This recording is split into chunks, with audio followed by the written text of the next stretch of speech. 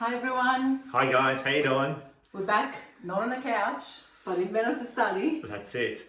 But today we thought we'd talk about what have we learned in the first 4 weeks of being in isolation and obviously with the COVID-19 pandemic.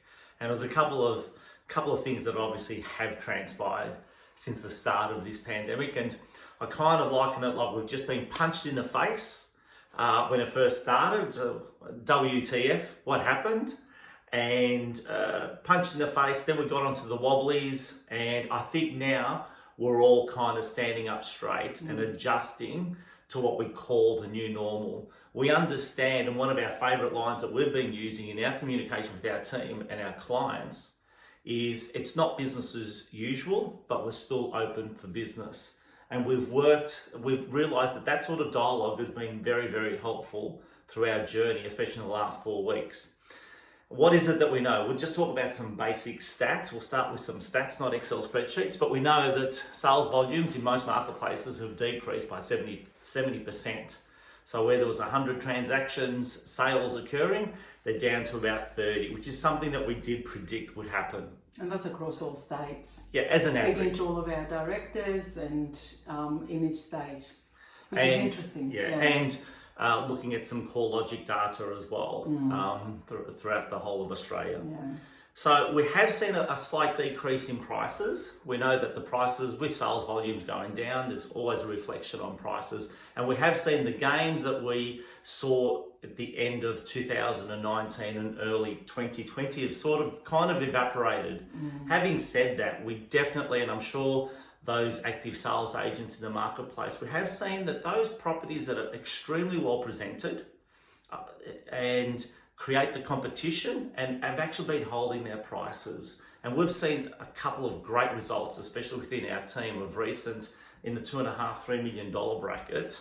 Some great results where we weren't really expecting, but that competition actually created that. It's what's relevant in every market, isn't it? So it's like, isn't it the 3 Ps: presentation, price, and promotion? And promotion. So I think we can safely say that that's accurate for this marketplace as well. Of course, there's not going to be as many transactions, but the ones that are, the properties that have got really great marketing, they're priced well and they're presented well, we're seeing good groups coming through. I mean, we had one property with 4 offers over the weekend. Yes. Which was, amazing here in Melbourne. Definitely have seen, obviously with the video coming out, we've passed the Catholic Easter and our Greek Easter just over this weekend. Yeah. Definitely since Monday of last week, so Easter Monday, we've seen a really big increase in buyer activity. Yeah. So going back to my analogy, being punched in the face, we're on the wobblies and then we're all standing straight, up straight now and understanding what's happening. There's a bit more confidence in the marketplace. We're getting used to this new norm, I think. Yeah, definitely. And for those agents that were in the period of the 9/11 crisis, if we look back to that sort of crisis, we should all remember that. I remember September, October of that year, it was sales just totally evaporated until It was my first year in real estate. It was actually, you were only in it for 3 or 4 months. Yeah, I was still in hospitality. Yep. Okay, so moving forward, just some 5 topics I really want to cover off on today's video. And, one being energy is everything. 2, 3 types of sales agents. Number 3, results today are reflective of what you did 6 months ago. Project implementation. And the last one will be financials. And how do we navigate the financials and having pragmatic approach to it, to financials over the next 3 to 6 months. But let's just start with energy, Maria. We were talking about this with a number of our team. I think at the moment we've got to be really careful who we're speaking to. We can give some great examples of the dialogue that's being used out there and just the way people are actually approaching it and how it actually affects you. Because obviously, I'm taking a lot of calls from within our organisation. We're also doing a lot of Zoom meetings. We've been on these computers, connecting with our teams. And it's interesting to see even the body language through the Zoom meeting with some of the agents and the way that they're dealing, I guess, with what's happening and others. So the positive ones, the ones that are like, okay, I understand that I have to do 2 times or 3 times the amount of work to get, you know, some results. But it's all about building relationships for when the market comes back. And the ones that there was sort of like, okay, it's all over. What are we going to do now? You know, is real estate going to be here in a few months' time? And it's just getting, for us as principals and leaders, is just getting, you know, our head around that and noticing it and helping those people to actually come through it, but definitely connecting with positive people and fitting through their energy. It helps everybody. And that's been our goal. And protecting yourself, because as soon as that negativity, and if you're listening too much to the media and stuff like that, we know it's a pandemic.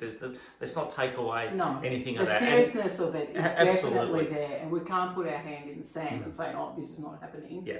But I'll tell you what, though, it's interesting speaking to, just totally off topic of real estate, some people in Greece. As you know, all of my family is there. Greece has just gone through 10 years of really tough times, austerity measures, all that sort of stuff, and just speaking to them in their spirit. How my sister just sent me a video of people dancing on the street because they're in total lockdown, you know, and we've seen it in Italy with them singing through the balconies, and, you know, all of that. It's just the human spirit comes through it, doesn't it? It's just it's alive and it's there, and they're the type of people, they're the type of people we need to be hanging around with. Absolutely, 100%. And from the outset, we sincerely hope that everyone's family is well and healthy. Because that's the most important thing, And besides, obviously, the coronavirus, the isolation, how people are dealing with the isolation. So hopefully everyone's making their phone calls to obviously their immediate family and friends, and also to colleagues. Absolutely critical at this point in time. Okay, so energy is absolutely everything. That's number one. That's something that we've learned over the last 4 weeks. Number two, there's 3 types of real estate agents out there at the moment, and also some business owners. And there's the first one is they're burying their head in the sand. Okay, as soon as this has happened and they've still got their head buried in the sand and praying for some miracle that things will change, and that's not really a great way to be coping with this current situation. The second type of agent and business owner we've seen out there is the business owner or agent that's been trying it for a couple of weeks. They've actually been working really hard for a couple of weeks. So, for example, some sales agents, they're making a few phone calls, they're doing 10, 20, 50, 100 calls in a day. They're not getting any results. They do it for the next day. They might do it for a week, possibly the second week. They haven't achieved any results, any inbound listing sales, and then they give up. And that's agent number 2. And then there's agent number 3, going back to number 1, energy is everything as well.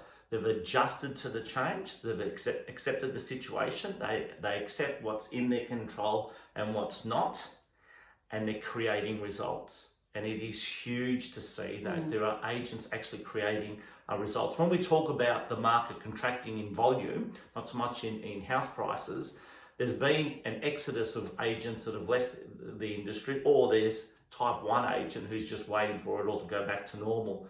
So that small pie that's still available for agents is being obviously consumed by the agents that are actually taking the effort.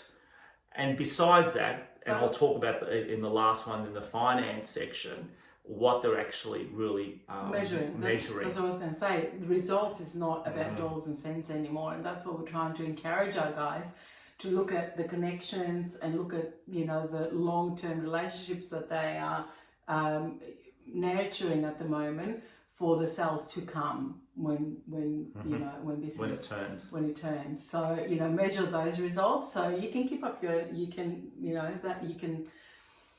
have that energy and manifest it. And more importantly, like leadership today, for all the business owners who are listening to this, leadership is, the definition of leadership today is resilience. I think it's really important to understand it's about those who are going to be resilient to the changes and adapting and keeping their team together and motivated, and the wider community at large will survive this and in the end thrive. Okay, so number 3, again, we talked about our results today in our training session. Results today are in direct reflection. It's always been the case. of what's happening 3 months ago. In real estate, isn't it? Exactly. And it's quite interesting. Again, the energy, when we talked about the energy back in section 1 that we spoke about, those agents that really came into 2020 with all guns blazing, so January, February, they put all their prospecting implementation and got off to a really good start, are really benefiting in today. So that hasn't changed. So the dynamic of what's happened now with coronavirus, it's the same principle applies in any market, as we were saying before. So what we achieve today is in direct reflection of the activity we did 3 to 6 months ago. Although it has changed. Like we had a meeting with CoreLogic today in regards to the properties that maybe were going to go to auction.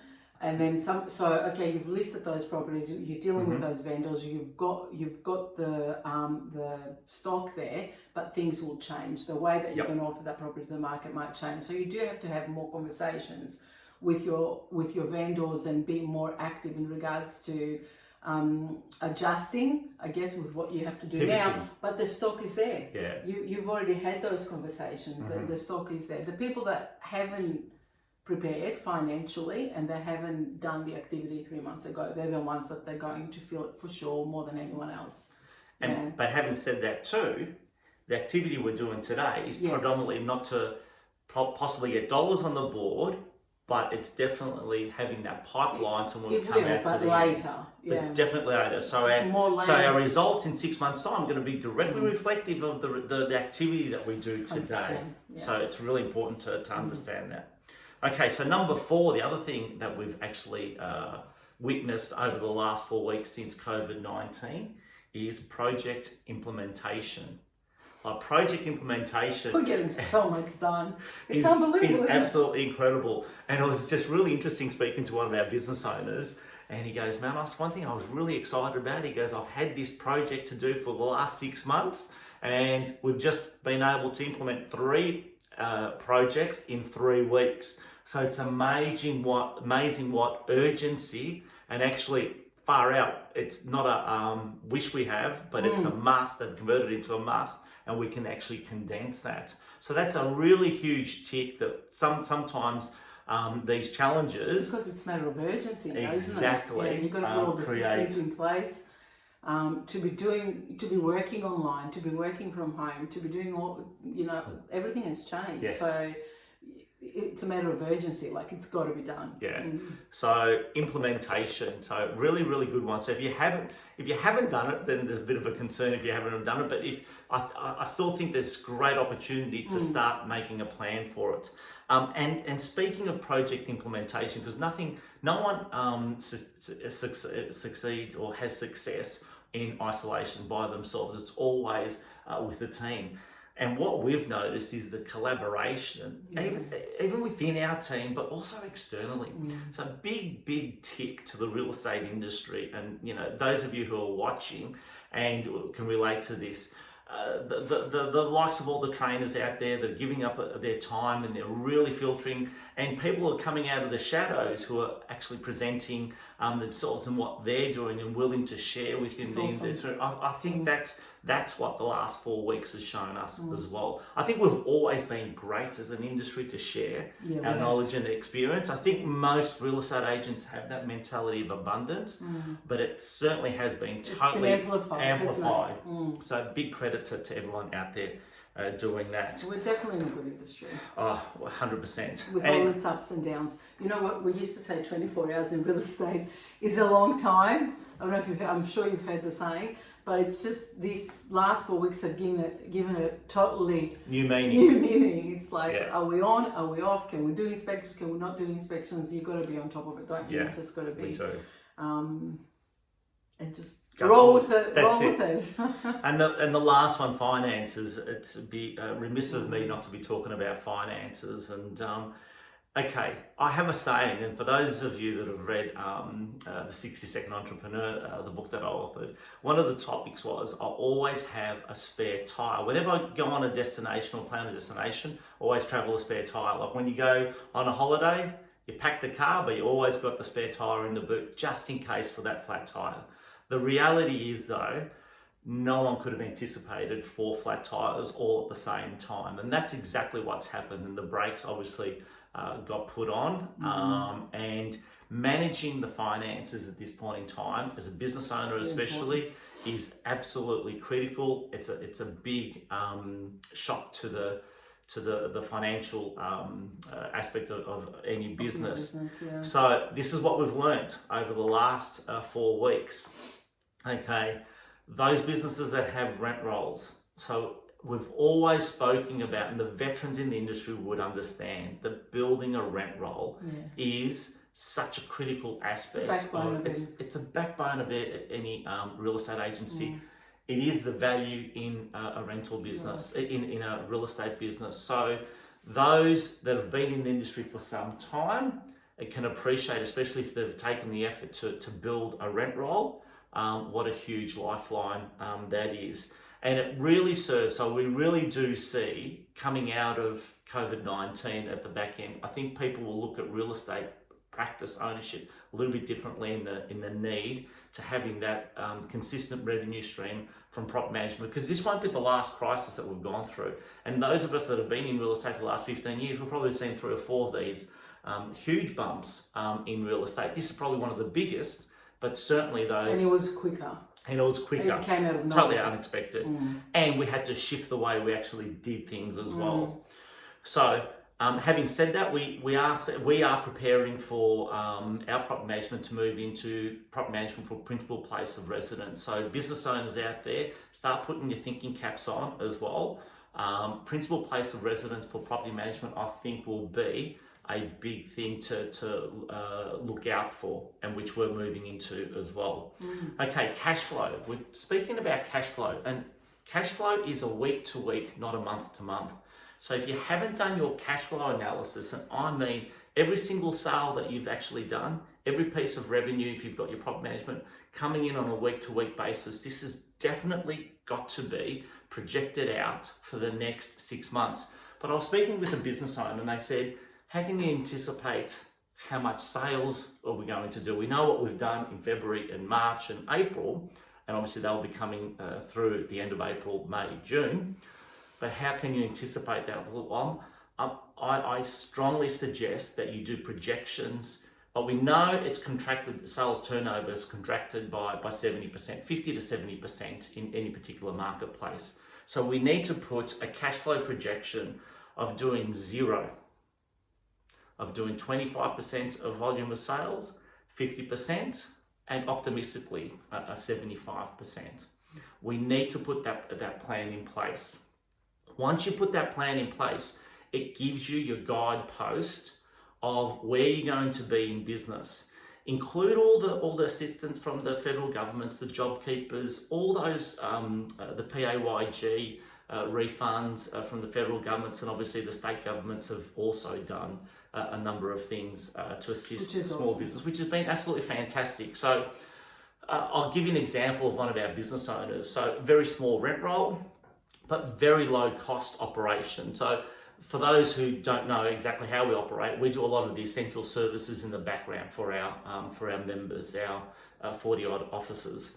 So their overheads are extremely low, but the importance of this particular office in this particular suburb is that he quickly worked out that he only needed $1,500 worth of revenue to accommodate, even with 0 sales, in the next 6 months.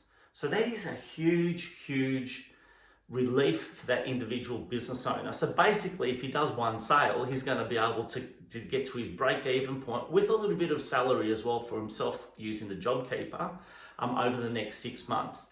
That put real peace of mind into the business owner. And the other thing that he can do, he can say, okay, where can I invest in advertising and promotion of my business to come out at the end of it? So you can redirect funds to where it's needed.